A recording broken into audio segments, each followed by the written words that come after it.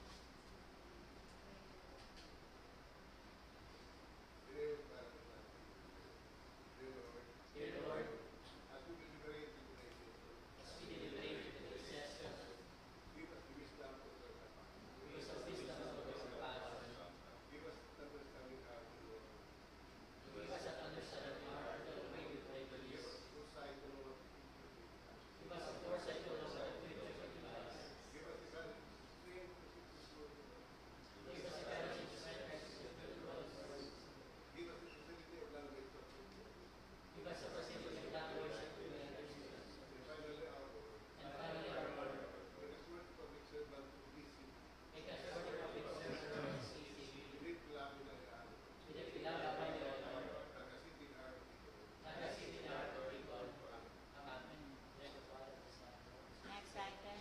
Pambansang awit.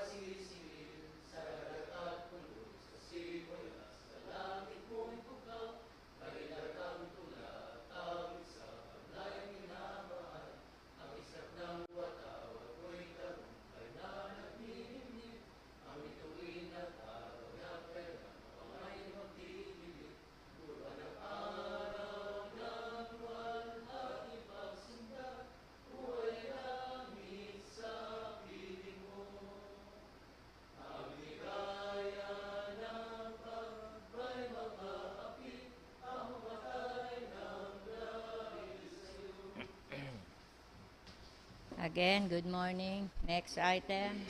Privilege time. Anybody who'd like to avail of the privilege time? None? Okay, next item. Honorable Del Rosario.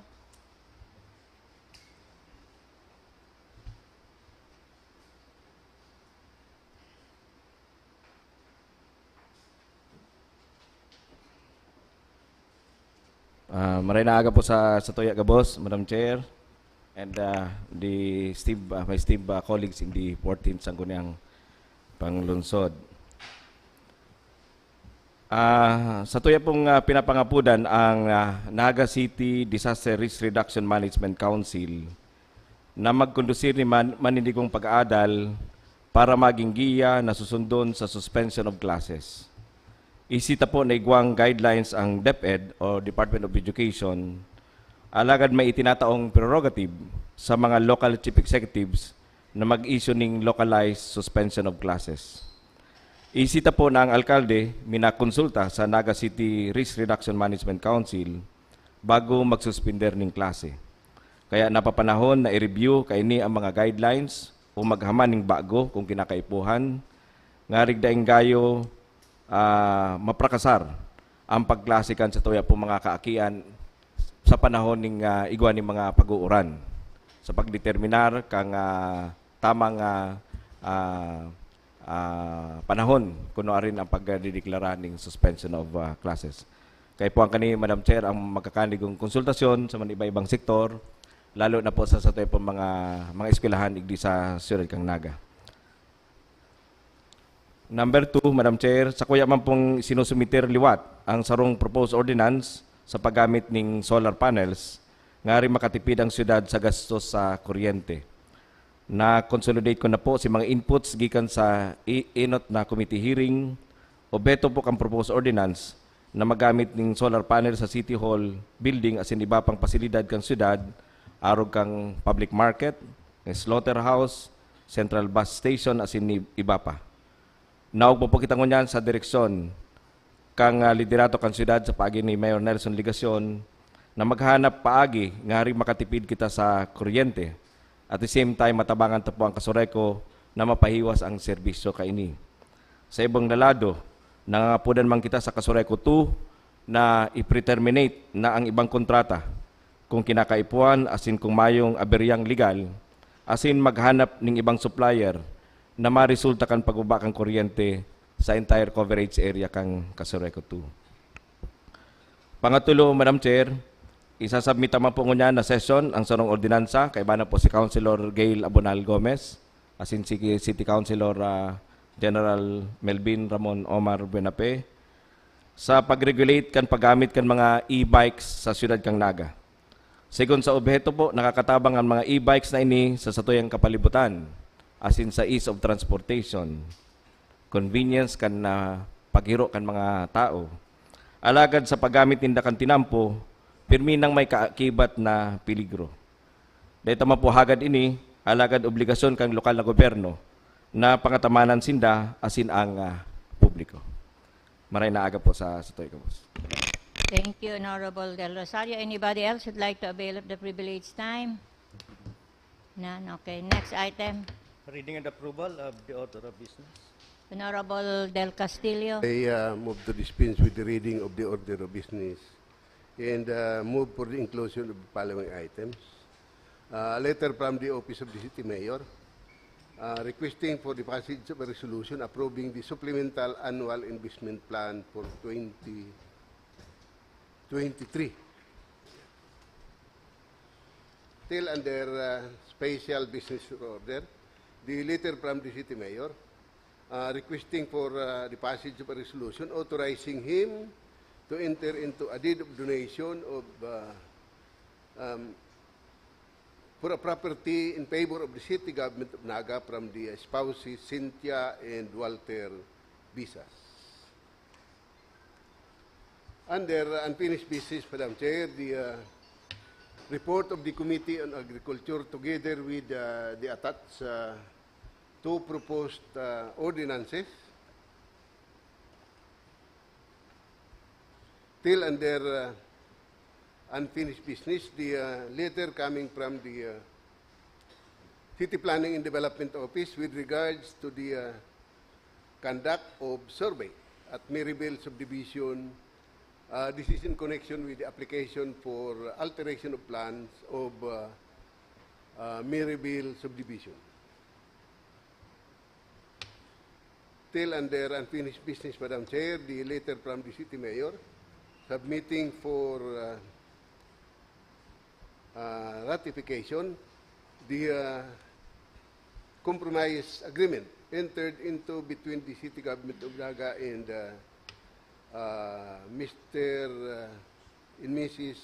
Bienvenido Novelo and Alfredo Baron and Rogelio Pedero, together with the heirs of Ibilio Sabater, for a parcel of land located at Barangay Pacul for socialized housing purposes.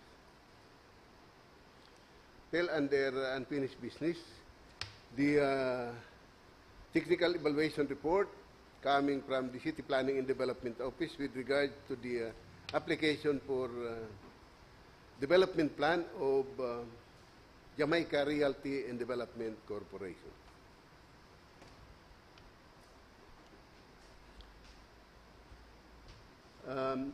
Still under unfinished business, the revised proposed ordinance authored by the Honorable Joselito Del Rosario, the subject matter of his privileged speech this morning with regard to the ordinance mandating the utilization of renewable energy in the city of Naga. Under new business, the proposed ordinance authored by the Honorable Del Rosario, Gomez, and Buenafe, entitled An Ordinance Requiring the Registration of E-Bikes in the City of Naga, providing guidelines for its implementation and penalties, therefore, and for other purposes. Still under new business, the endorsement coming from the Office of the City Mayor regarding the request of Punong Barangay Josue Perez for change of 3 units, 8 trike in the City of Naga.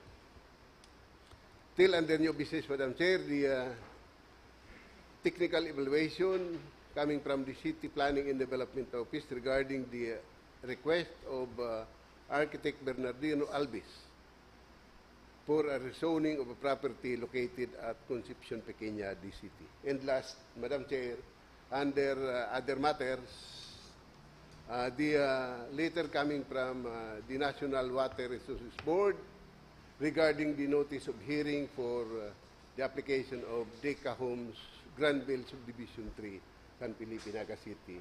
And finally, Madam Chair, under other matters, I would manifest to this body that we invite the provincial manager of the Philippines Charity Sweepstakes Office and the Philippine National Police City Director on the next regular session with regard to the reports that there is a rampant collection of STL in the City of Naga. Kung pwede nga ni, imbitaran ta pa si Kapitan Alan San Juan, pati si Mr. Danilo Depositario. For the purpose. Danilo. Depositario. Danilo Blackie. ano?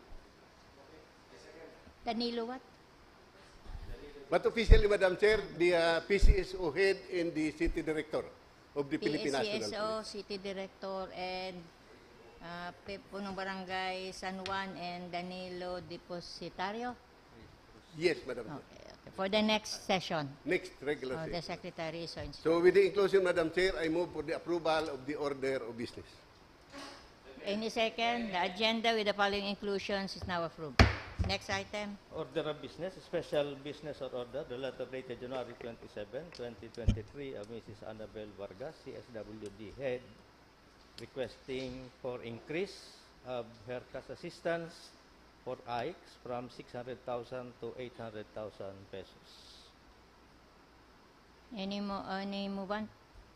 Who will respond? Honorable Castillo.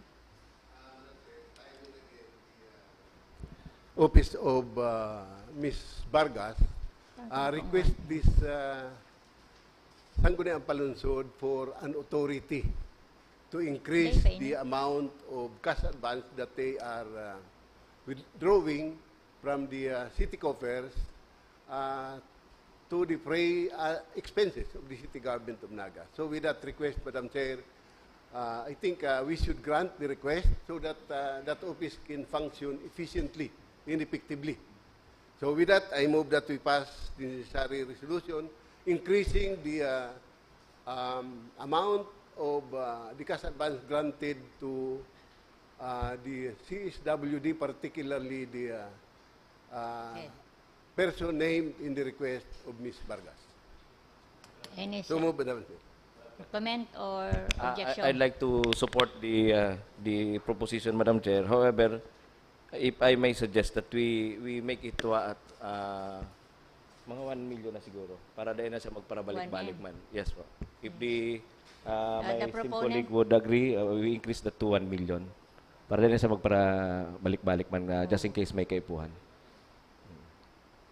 Madam Chair, I think that the amount requested is enough.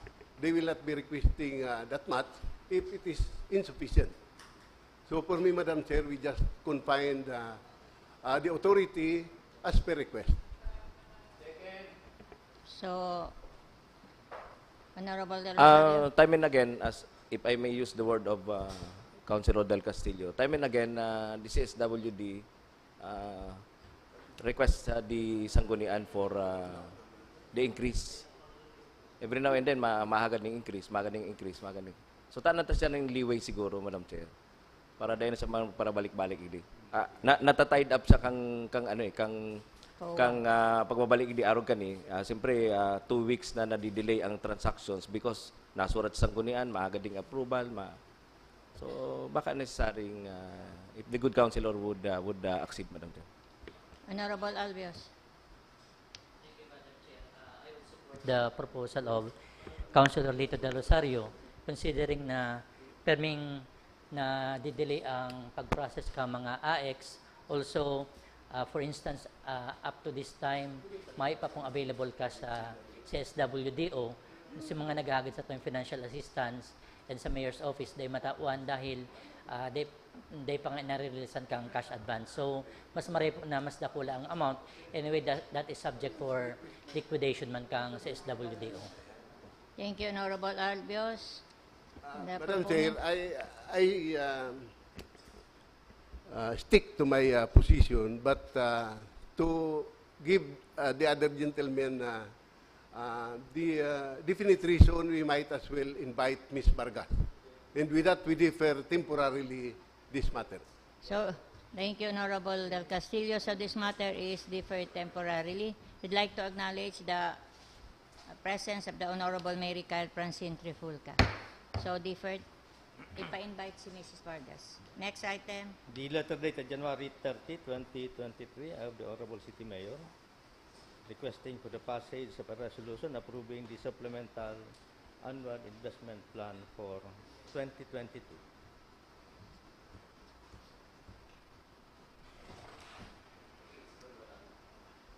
Pakiano daw.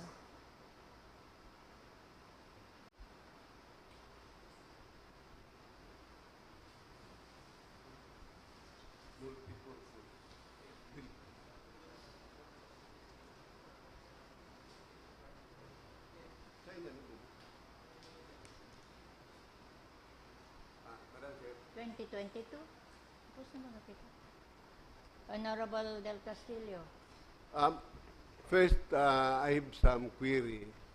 If that's for 2022, the calendar year 2022 has already end. So, siguro, Madam Chair, paapunta ko na si mga concerned offices. In the first, sa inyan, ibubugtak sa ina lugar, sa Carolina. Because the site should be government property. So, dapat malinawan taman yan. Sa inyan, ibubugtak multipurpose building na yan. So, I move, Madam Chair, that we invite the City Planning and Development Office so that they can explain to us, ano ta, ngunya lang pig-submit, pero ito pala for 2022. Tapos na si taon. So, what's the use of that? Okay, so we defer this temporarily Yes, and thank ask you, the Madam presence of the CPDO head. Next item. Pakipaapod na lang. The letter dated January 30, 2023 of the Honorable City Mayor requesting for a resolution authorizing him to enter into a deed of donation of property in favor of the city with Cynthia Besas, married to Walter Besas, with regard to a portion of their property in Barangay Carolina.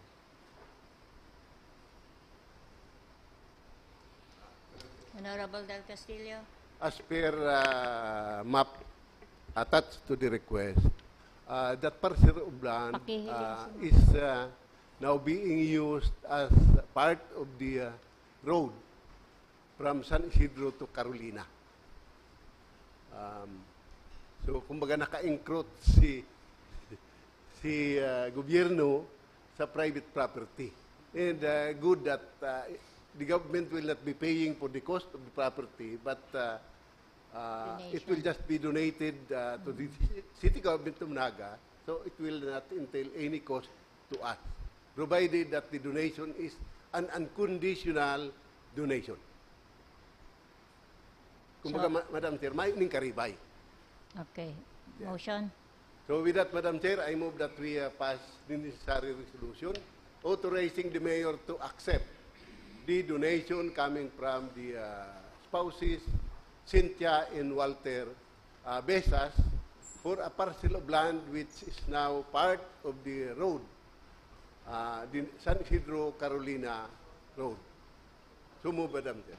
Any second? Okay, approved.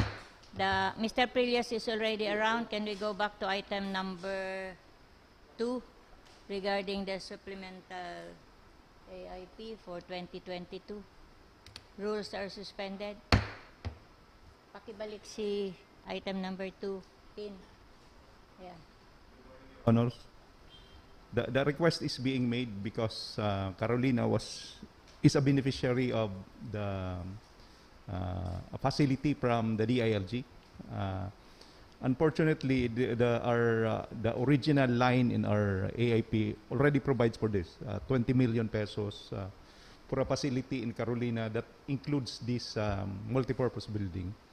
But when we initially submitted this to DILG, they said that the line item should exactly provide for what was approved, which is the facility. That's why the Multipurpose. the ExCom of the CDC passed this resolution in response to the request of DILG. Carolina and the requirements of DILG. So that's the context, Madam Chair, for this resolution. So 2022 pa siya. 2022 po siya because the approval of the facility was in 2022. So it was already approved pala. Kabalin na siya duman sa Taokang Kasi DILG. yaon lang si line item in 2022. There is a basis for our certification that there is such. As I previously said, pinahiling mi na po dati na igwa ng 20 million for a project that includes that multipurpose building, but they said that what is required is a specific line item corresponding to the approved project.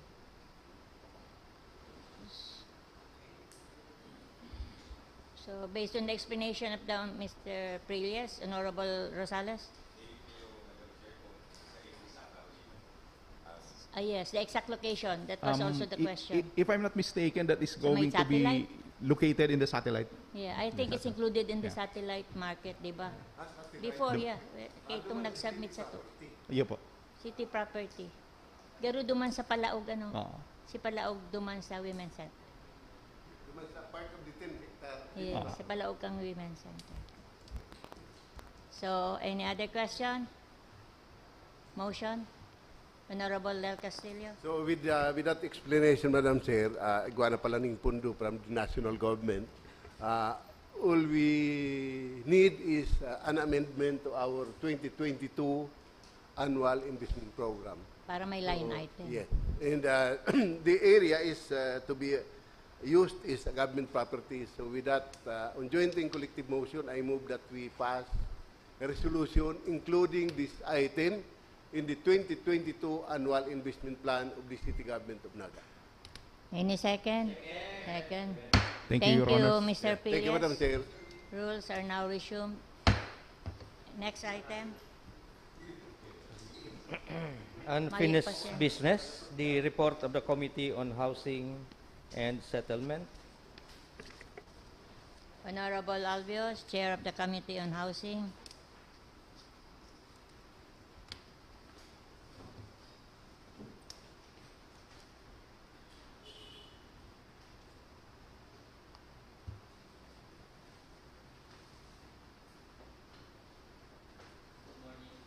Chair, may I request acknowledgement of the report of the Committee on Housing and Settlements. Your report is acknowledged.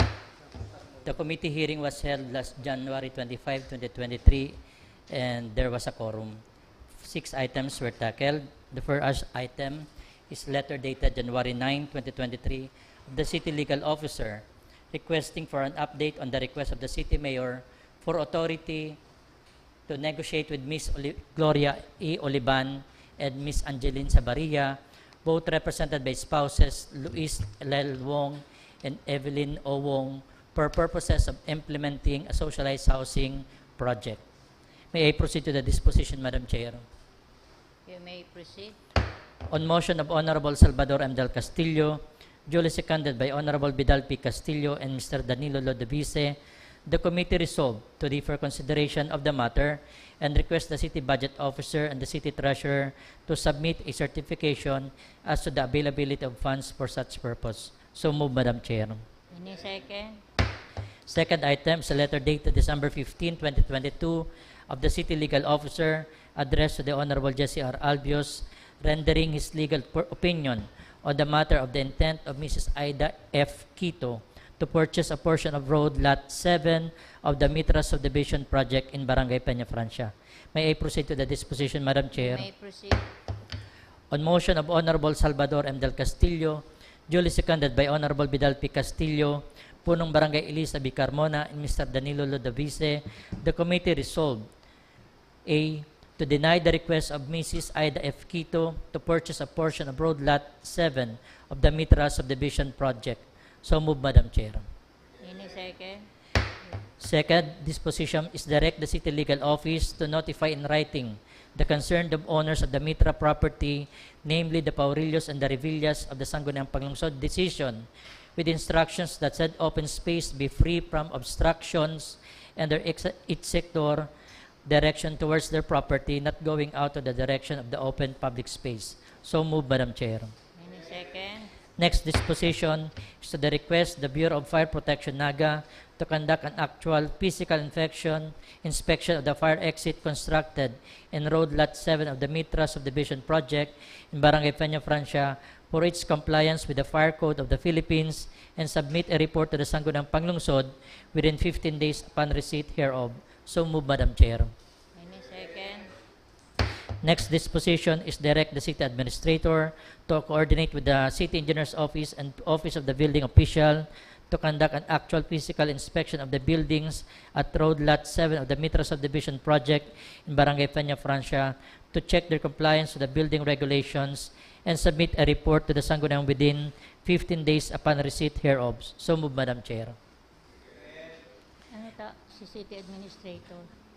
Next disposition, Madam Chair, is to notify the barangay government of Barangay Peña Francia through punong Barangay Ricardo P. Sierra of the dispositions made by the committee regarding this matter. So move, Madam Chair. Any, may I have, why the city administrator? Ano ang ano ni city administrator? Paano ta i-direct siya na siya ang mag-coordinate? Madam Chair, during the meeting, the city administrator has presented to us the map of the Mitra property. subject property. And since he's already present during that time, the motion was for him to direct the city engineer's office building official to conduct an inspection. Okay. Honorable Del Rosario. Madam Chair, I am actually objecting to the four citations for recommendations of the committee. And if I may suggest that the members of the committee conduct the actual inspection themselves. Para din na kayo magparahalo eh. Kasi alo yun na pong request niyo, Madam Chair eh. Ang pagkaintindi ko po, dead end itong, kung tama ako taday ko pa ako nakaduman, dead end ang lugar. Kaya gusto man i-maximize kang Quito family, itong, kasi dead end naman eh. So sa ko, Madam Chair, ang suggestion ko is, imbis na i-direct itong mga officers, we conduct ourselves, ang committee, hilingon si lugar.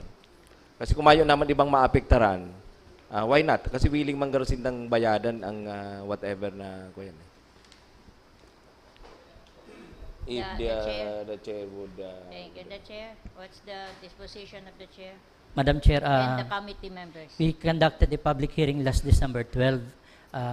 This representation and the Honorable Gil Rosales were present during the public hearing, and the adjacent owners of the said property, the Paurillos and the Revillas, strongly expressed their objection to the intent of the Quitos family. And with the legal opinion submitted to the committee, there was a legal basis under a law that prohibits the use of a public property for private. acquisition. Or private. Okay. Honorable Del Castillo. Grant the request. The city should request for an alteration of plan. of the entire Mitra Property Subdivision. And it should be submitted to the Department of Housing and Urban, DSUD, Department of Housing. And it might affect our future project because we will be using a public road for private purposes. Papabakal ta si Part Cantinampo. So, in line with the legal opinion of the legal office, the committee decided that we just deny the request because to be conservative about this, it might affect our future project to be submitted to the zone. That's the very reason, Madam Chair. Thank you. Thank you, Honorable Del Castillo. So the disposition of the committee still stands. Next. Thank you, Madam Chair. Item number 3 is a letter dated January 3, 2023 of Ms. Jennifer F. De Los Reyes, heir of Nilda and Rodrigo De Los Reyes, copy furnished each member of the Sangguniang Panlungsod, responding to the request or offer of the city mayor to purchase their property for housing project of the city government. This matter was taken simultaneously with item number 7, a Gmail sent by the Fernandez Homeowners Association Incorporated through its president, Mr. Amado N. Lavafe, relative to the Fernandez compound expropriation request. May I move to the disposition, Madam Chair? You may proceed. On motion of Honorable Salvador Del Castillo, duly seconded Mr. Danilo De Lobice, the committee resolved to defer consideration of the matter pending the submission of all pertinent documents from the City Budget Officer, the HSDO, and the Naga City Appraisal Committee requested by the committee during the previous committee hearing. So move, Madam Chair. May timeline because as you've stated, na-discuss na inikang previous meeting and then may yung sinasubmit ng mga offices. The previous timeline, Madam Chair, was 15 days. So, can we request the Secretary to the Sangguniang Panlungsod to reiterate the request of the committee? Okay.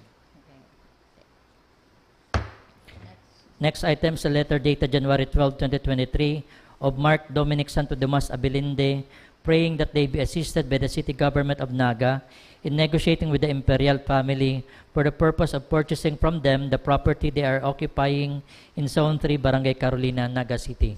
May I proceed to the disposition, Madam Chair? Proceed.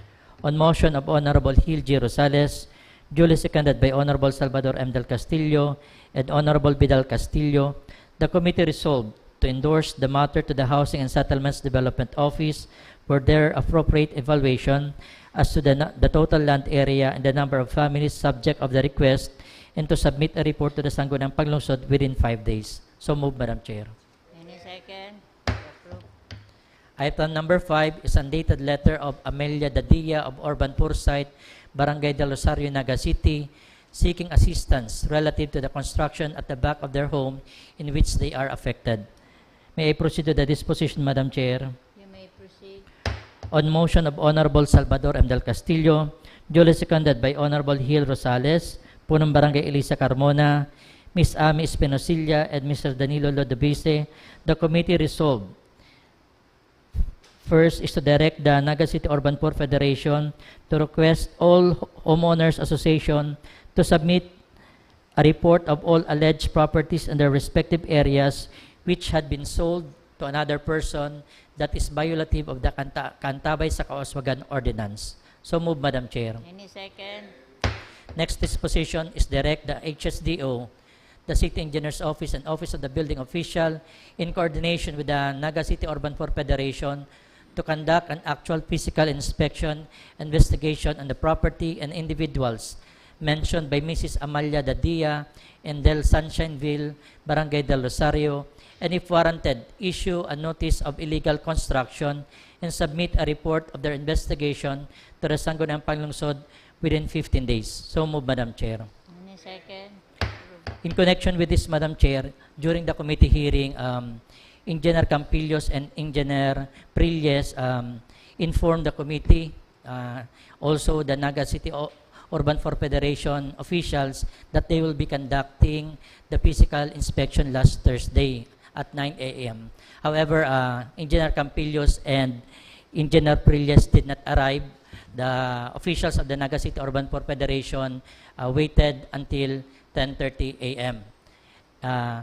So I asked Engineer Campillos what happened, and he said that they rescheduled the inspection on the next day, on Friday at 9 a.m. But the same thing, Madam Chair, both officials from the HSDO and the CEO did not appear on Friday. So may I move, Madam Chair, with the concurrence of the members of the committee, that we direct the SP Secretariat to direct the HSDO head and City Engineer's Office to explain within 24 hours why they did not appear during the scheduled 2 days of physical inspection. So move, Madam Chair. In a second, the Secretary is instructed to write the two offices. The last disposition, Madam Chair, is to request Mrs. Amalia Dadia to submit a verified complaint to the Sangguniang Panglungsod for appropriate action against the alleged City Hall employee that she alluded to have delivered construction materials during office hours. So move, Madam Chair. Any second? Okay. Last item is a letter dated January 17, 2023 of Engineer Rolando S.I. Campillos, Head, HSDO, submitting report collated from the survey results in cooperation with the 27 barangays of Naga City relative to the current housing status of lot applicants with pending application on or before December 31, 2022. So for the background, Madam Chair, last July, we request the HSDO to submit a report of the pending applicants of the socialized housing project of the city government of Naga. And as per report of August 2022, there were 5,954 pending applicants. So this representation and the Honorable Salvador del Castillo submitted a resolution declaring a moratorium in accepting new applicants to the program, and it was duly approved by this body. And so the HSDO, in coordination with the 27 barangays, conducted a validation of those pending applicants at the end of December 31, 2022. From 5,954, it was reduced to 1,884, Madam Chair.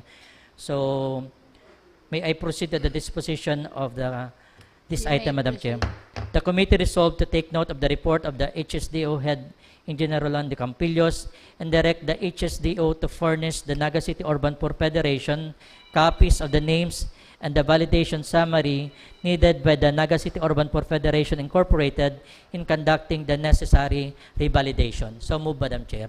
Any second? That ends my report, Madam Chair. Thank you. Thank you, Honorable Albios. Next item. Ay, The nag-abot report, na si Bel. Hi na. Mrs. Vargas. Ay. Dahil si Mrs. Vargas, siya ang nakasabago. Hi may na. kaulay pa ma'am sa luwas. Okay, next item. The report of the Committee on Land Use. Committee on Land Use, Honorable Salvador del Castillo, Chair.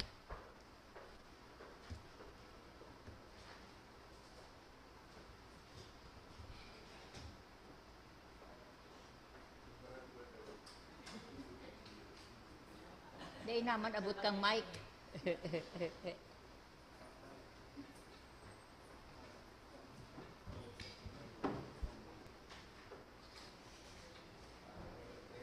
Before I proceed, I move for the acknowledgement of the report of the Committee on Land Use. Your report is acknowledged. This is the report of the public hearing of the committee held on January 25.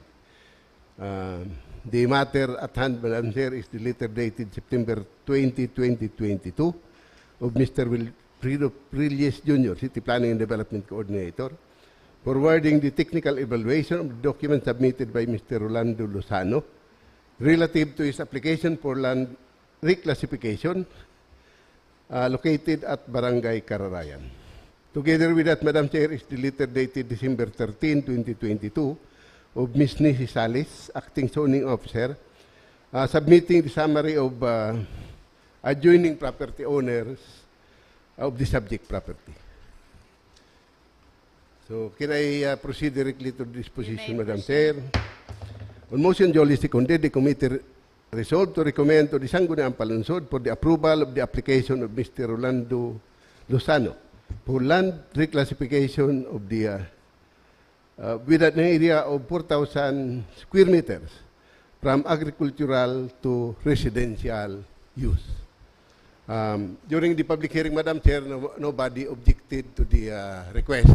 So that's the disposition of the committee. So with that, I move that we pass the necessary resolution reclassifying the property of Mr. Lozano containing an area of 4,000 square meters from agricultural to residential use. The report should be corrected, Madam Chair. It should not be commercial but residential use, Residential. as agreed during the committee hearing. So from agricultural to residential. Make the Yes, necessary correction in the committee report. Yes. That ends my report, Madam Chair. Thank you. Thank you, Honorable Del Castillo. Can we go back to item number 1 of the special business ordered? Mrs. Vargas is already around. Rules are suspended. Good morning, Madam Chair, Morning, and good Ms. morning po sa mga city councilors. We are appealing to the Sangguniang Palunsod for the additional 200,000 for my cash advance for AX replenishment. Hindi po as per recommendation kang city accounting kasi po yung dati pong cash advance sa 600, pero po kami nag-exit. Actually po a while ago, kauli ko po si Mayor, naghahapot na po kang cash advance kasi yaon na po dahil si mga nasuluan para matawan ng tananing ayuda. Kaya lang sabi ko po kay Mayor, nasa sanggunian pa kasi naghahagad po kita ng additional 200,000. Kasi ang totoo po kayan, ang processing po kang AX na depende po sa pag-abot ng mga SOA, yung statement of accounts na halip po sa mga funeral, sa hospital, sa butika. Minsan po nakakasarabay yan.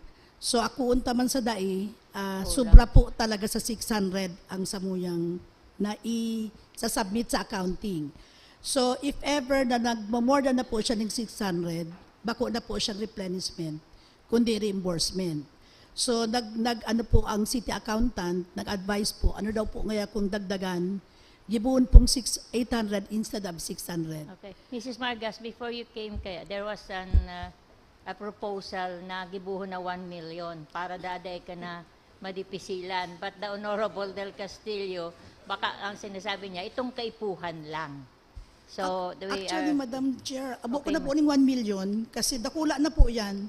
so 800. As for me, 600 is enough ko ta. Kaya lang. Kaya lang, yun na po nga niyan, sabi, baka magkaigwa kita ng COA findings later. So, dagdagan na lang po. So, for you, 800 is 800 enough is na. enough Dahabong na. mo ning 1 million na cash advance. Dahil ko na po yung kaya, sir. Actually, yung araw po kaya na Ayusin cash na advance, October pa lang po, nagdidikit-dikit na kami.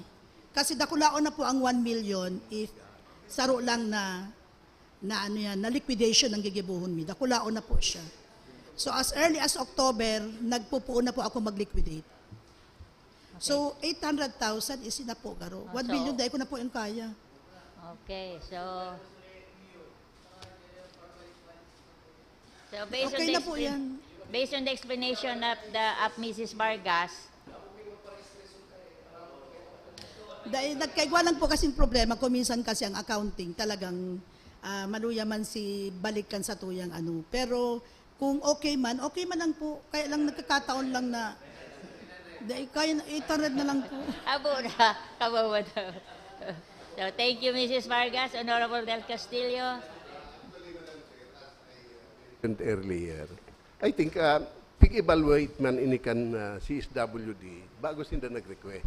And based on my experience as city accountant, pag nakulao na ang threshold, delikado naman sa pag-liquidate. nagkakaput kang kwarta.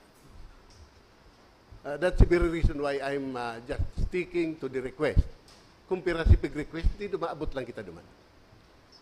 Thank you, Honorable Del Castillo, and thank you, Mrs. Vargas, for Thank you very much po. for enlightening the members of the Sangguniang Palunsod. So, motion, Honorable, your motion. So with that, Madam Chair, I move that we pass the necessary resolution authorizing the increase of the threshold of the cash advance of Ms. Baraga's office to the requested amount.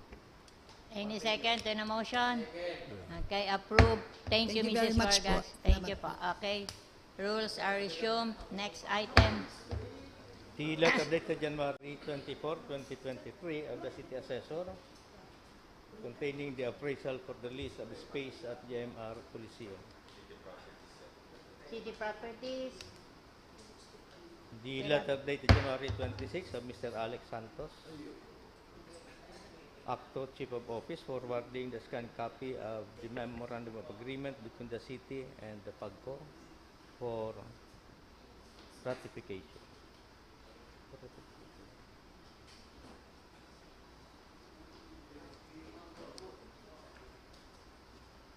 Okay, Honorable Del Rosario. May we invite Mr. Santos in today's session? So we defer this and invite Mr. Alex Santos. Next item. The letter dated January 17, 2023 of Dean Onward Ognita, College of Teacher Education, Naga College Foundation, informing that 2 of their graduates This item rank na pag-refer. the top 10 in license. This is referred to the Sagrikunian Palunsod Secretariat. Higwana ka mo, ano kaya?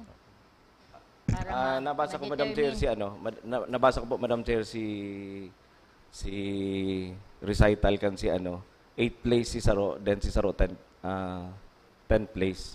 So this is well within our yung guidelines kan si giving of commendation. First yung October 2022 licensure examination From for Naga teachers. sila? Yes. They are from Naga? Ang ano tabaga kaya, they should be a resident of Naga, miski nagka-classes sila sa ano. Giancarlo Valencia, Bachelor of Sige, Naga. Elementary Education, and Mr. Arnel Bernard Agna Albino. As per May we infor- check from As the per Secretary? information of the SP Secretary, they are not resident of Naga. Okay, sige. Thank you. So- So, siguro i-expedite na lang si si transmittal para next session to. So if they're not we So we write refer siguro this the to- NCF na although we want to extend to commend these individuals, however may guidelines kitang sinusunod. Okay. Thank you, Madam Chair. Anyway, you can express your congratulatory message on your personal capacity as congressman. Yes, Madam As- Chair. Actually, we congratulate Naga College Foundation for Naga- this school feat, na lang, yes. for producing 2 Yes. top-notchers in October Oh, the 2022 school, the licensure school. examination. Siguro a commendation na being extended to the institution and Naga College Foundation is I think proper, Madam Chair. So with this, Madam Chair, on joint and collective motion, And dyan to the school. we express commendation to the Naga College Foundation. College Foundation for producing. Thank you, Madam Chair. I so move, Madam Chair. Any second? On joint and Joint and collective collective. motion. Okay. Thank you. Next item. The letter dated January 17 of Ms. Marilyn Peña Floreda, President San Miguel Ville Homeowners Association, seeking assistance to acquire the lots they are occupying owned Housing? by the Archdiocese. Honorable Rosales. In addition to endorsing it or referring it to the Housing Committee, may we also endorse this to the HSDO, to Engineer Campillos, for them to submit their report as to this request. Haluin na po ini, Madam Chair, kagawad pa ako sa barangay. Naghahagad na po Haluin na silang talaga tama, ini. madungod sa indang lote. So, I so move, Madam Chair. Any second to the motion? Second. Honorable Albios. Made by the Honorable Rosales to the letter to the HSTO to prepare the said letter during the next committee hearing of the Committee on Housing to tackle this matter, Madam Chair. So, Para sararuan na lang po. okay. So you invite na lang Mr. Campillas. Sa next committee hearing po. Next committee. Prepare na lang kang Render the report during the committee hearing. yes. So move. So move. Any second to the motion? Next item. Approve next item. Mr. Alex Santos is already around. Your Honor. Mr. Santos is already around, so we go back to item number 4. The memorandum of Rules agreement are with suspended. Your request, Mr. Alex Santos, your request for the signed memorandum of agreement between LGU Naga and PAGCOR.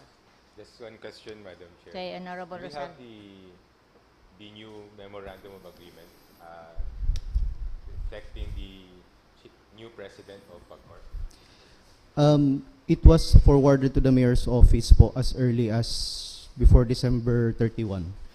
So a new memorandum of agreement will be signed between the city government.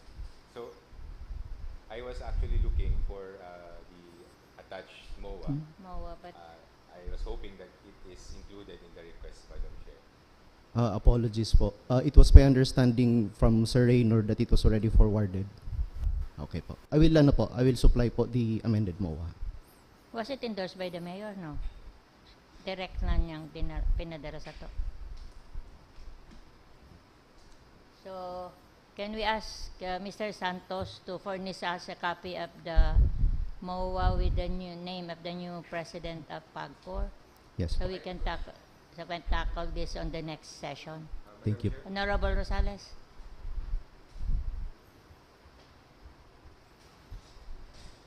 I have here a MOA in this computer. Si Luma, po niyo. Alfredo Lim. Yes po, the original MOA. Si Limpang or ano, di ba? Pero garo iba naman yan. Yes po. So, Mr. Santos, kindly furnish a copy of the MOA to the Sangguniang Palunsod Secretariat. Yes, Madam Chair. Okay, thank you. Another comment? Follow up? Igwa po pala, Madam Chair, yung sa... Yaw na po pala, Iguana? Madam Chair. Ah. So, Pero di mayo ba pa lang po man, yung Madam ano? Chair, si gusto ko mailin. Di po kaya, Madam Chair, na-include sa email. So, ano po sa... Can't copy of the signed memorandum. Dahil po pag-sign na yan. Pakitaas daw kung sign na. May perma na si Mayor. May kuha na si Mayor perma.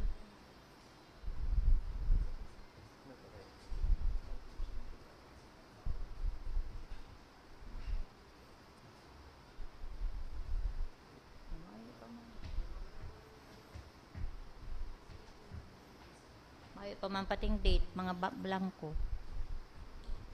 Pwede ba kitang magano kaya? Okay, Honorable Del Rosario. Thank you, Madam Chair. Thank you, Mr. Santos, for acceding to our request na ma-invite ka in today's session.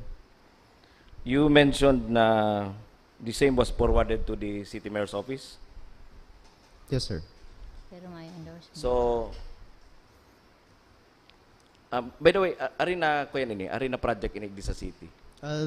This is the PAGCOR funded multi-purpose evacuation center located at New Balatas area po. Okay, so kan sorry ni na-forward sa City Mayor's office. Based on our correspondence po with the City Mayor's office, this was in the last week of December. Ang ngapot ko, why ika ang nag-forward kani sa Sangguniang And they Palunsod? already have a resolution, di ba? Nasapat na city administrator na. So, Ano ma'am, balikan ko lang ma'am si apot ko ma'am para si track ang ano ko. Kung na-receive na ni sa Mayor's office, so it should have been the Mayor's office na nag-transmit kani sa Sangguniang Palunsod, which is the normal case. Yes po. Gabos pong mga memorandum agreement, we authorize the City Mayor to enter into MOA, then yung ratification, it's always the Mayor's office. that's why I was, Yes. Nangalas lang ako why took the CADGEL for the Mayor's office to transmit this to the Sangguniang Palunsod. that is why, if you heard me, I was asking, was there an endorsement from the mayor's office? I Yes, po. already Yes, asked po. that question. Yes. The Vice Mayor also uttered that was there an endorsement. Can Yes. you clarify that, Mr. Santos? Sige po, gladly po.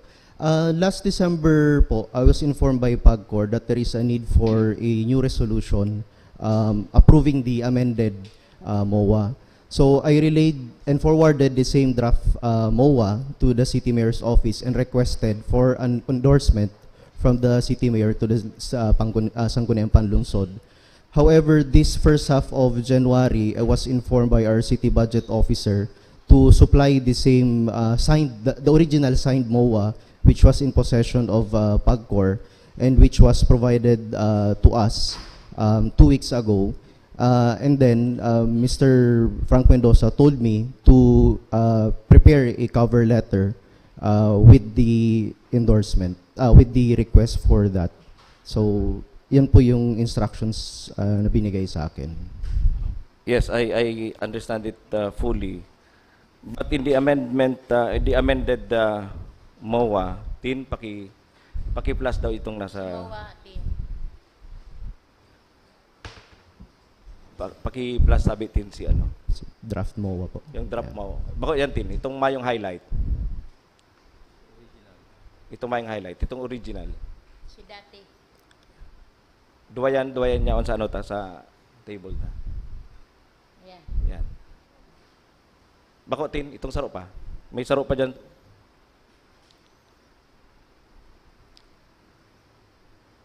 Yan, nagdi sa monitor ko eh. May saro pa kita dyan.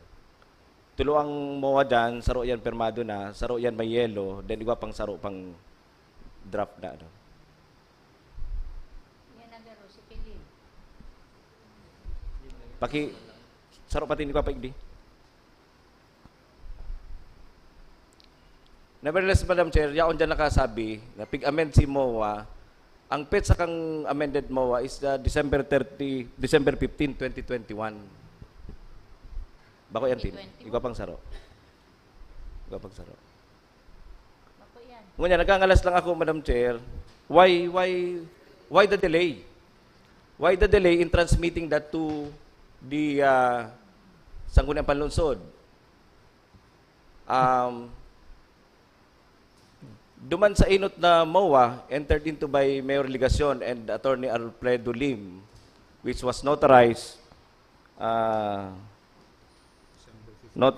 August 20 and December 20, it could have been ratified easily by the Sanggunian in 2022. Why it took you 1 year to transmit to us ining amended MOA ini? Mr. Santos, can you explain that? Yes po. You're referring to the original MOA po, Yes, which yes, was yes. original MOA po siya. We are requesting for the amended MOA po. Iyo, naiintindihan ko. Ba si Inot? Kasi data pa na-ratify si Inot na Kaya MOA si eh. Inot, kaya nga, Dapat pig-forward na ini sa Sangguniang Panlungsod, tangaring na-ratify na. Any amendment to the MOA, because may bagong Chief Executive Officer ang PAGCOR, pwede ipaisihan sa Sangguniang Panlungsod, then ma-issue kita ng amended resolution conforming duman sa nakabugtak duman sa amended MOA. Question: why it took you more than 1 year to transmit that to the Sangguniang Panlungsod? The original MOA po, sir. Yes. kasi It was only ratification.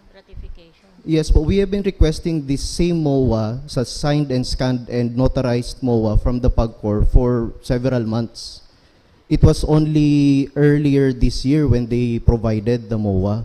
Yes po, this year lang sila nag-provide. Despite all our efforts, kung iano ta po, in June 30 po, nag-end na si term ka mga dati po na mga PAGCOR officials. And we were also having problems in asking for the new MOA because arami na nga ni po na mapalit talaga, ma-amending MOA. And then they only told us that by October lang po sinda nagkaigwaning newly appointed and confirmed na PAGCOR officials. Tapos saka lang po sinda nag-act duman sa mga requesta. Naintindihan ko, Mr. Santos, but the timeline is clear. The MOA was, the Sanggunian issued Resolution 2021-384 authorizing Mayor Ligacion to enter into contract with agreement with PAGCOR, then headed by Attorney Alfredo Lim. That was August 17, 2021. And it was notarized immediately after the signing of the MOA. Then, that's 2021. assuming na nagkaigwaning bagong, yes, nagkaigwaning changes sa leadership ng PAGCOR, but January to June of 2022, bastanting time yan na i-transmit igdi sa Sangguniang Panlungsod ang Memorandum of Agreement for our ratification. I agree po. And ang makatristeste ka ni Madam Chair, kasi nagkaigwaning bagong head ang PAGCOR. And yun na yung yan, ang ginigibong basehan ni Mr. Santos for the delay in submitting it to the Sangguniang Panlungsod. Madam Chair, I'm calling for a review of yung timelines, including all the pertinent information related to this project of PAGCOR in Naga City. I will ask the City Legal Officer, Madam Chair, to conduct an inquiry why the delay in the transmittal of the MAWA. Inahagad na nining MAWA inihaloy ng panahon.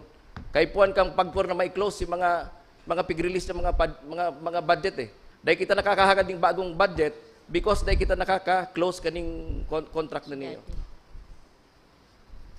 Dahil ko man sinasabi, Mr. Santos, na solely sinag-causa kan delay. Kaya nga we are asking the executive to conduct an inquiry or an investigation pertinent to this surrounding this transaction, Madam Chair.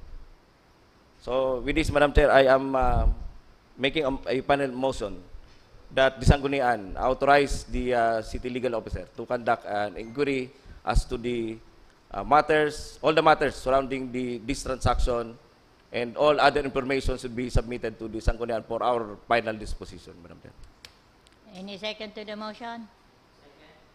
Okay, second. The Secretary is instructed to refer this to the City Legal Officer. And Mr. Alex Santos, thank you for your Thank you po, presence. Madam Chair. Thank you, Honorable Members. Another comment or Honorable Del Castillo? Bill to that investigation.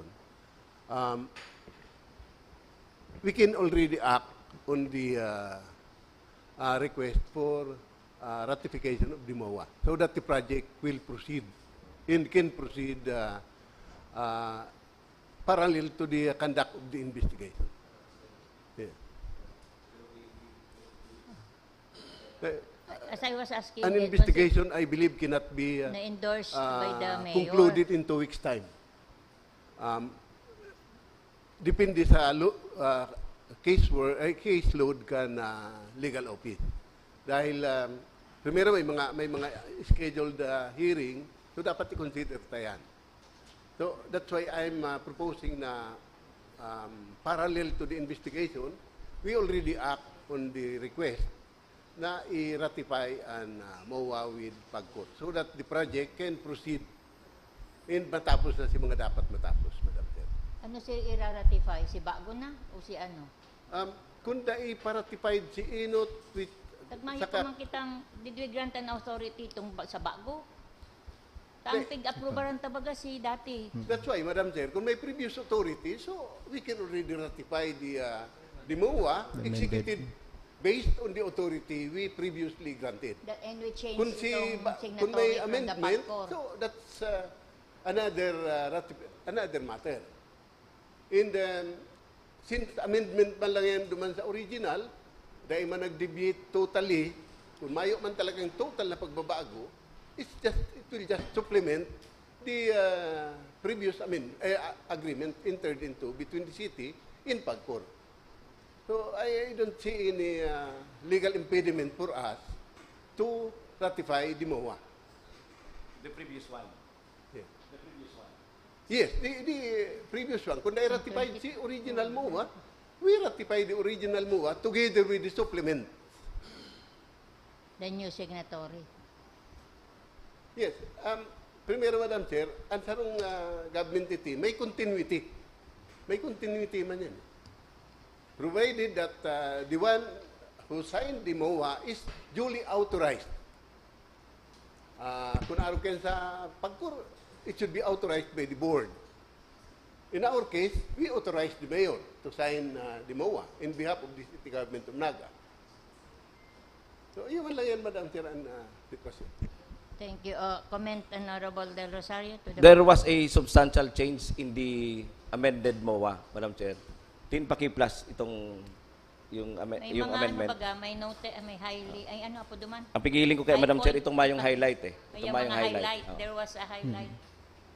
I also noticed that. May mga highlight siya. Ito din itong amended. Si Bago. Bako yan, si Bago na. Si Bago. At tulingon ko lang ni Madam Chair na nabasang... May highlight eh. I noticed it also may highlight na. Si Bago. Si Bago na.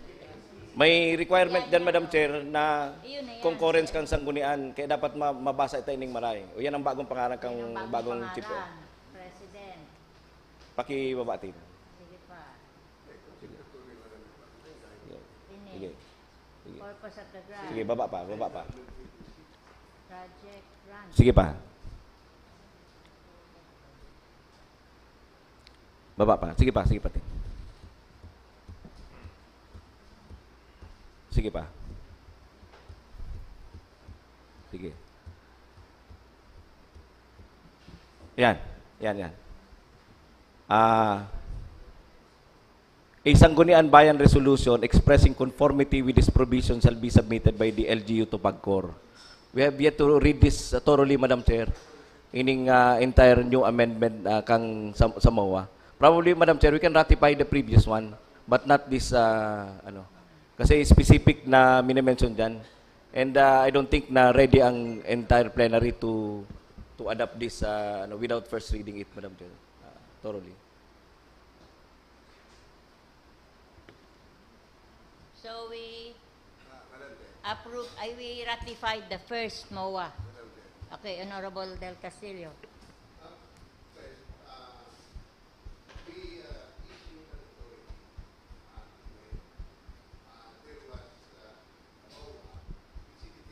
In the two parties. That MOA, which was executed based on our authority, was not ratified by the Sangguniang Palansod. As far as I remember, Madam Chair, that is ratified. So as far as the city is concerned, there is no MOA to speak of because it cannot bound the city government of Naga since we have not yet ratified the MOA. Kung igwa man silang pagbabago, totally kuta, binarago na lang lugod si MOA to contain whatever changes na pig-propose. So that we can ratify the MOA as based on the new provision. Anyway, igwa man yung previous authority na pigtawaan sa Sangguniang Palansod. So mas pare siguro araw kayo para bako ng komplikado ang bagay na ini. Dahil based on the authority, mayo pa man kitang big-ratify. So, mayo pa man, dahil pa man bound ang City Government of Naga, since there was no MOA, which was ratified by the Sangguniang Palansod, because only then, only after ratification, will the city be bound by any obligation as contained in the MOA. So, yan.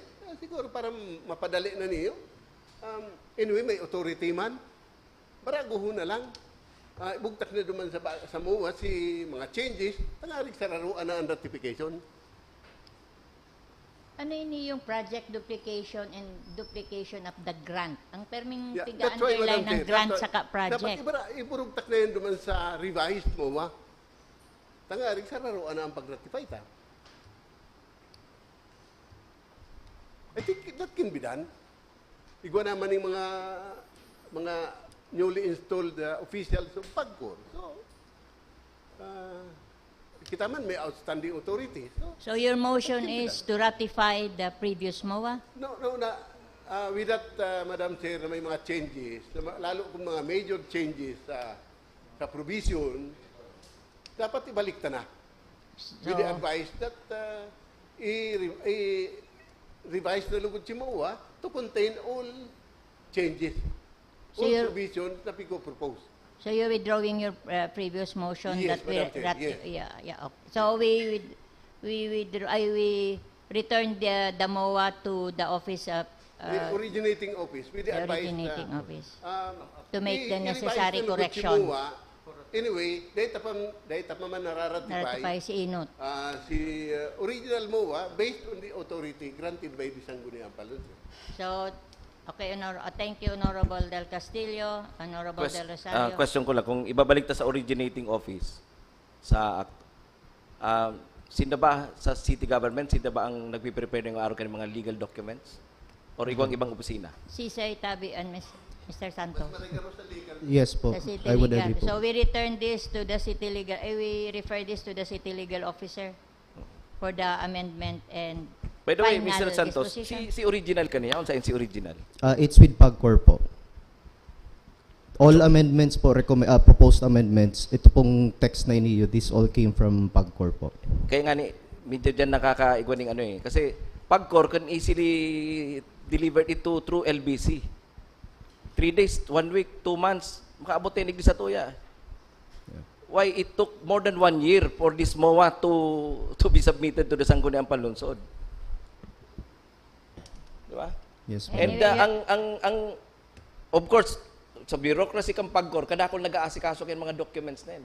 They are being, nagsasound ang alarm na ining mawang ibalik ta na duman sa, bako lang ning scanned copy. We're talking here of millions of pesos.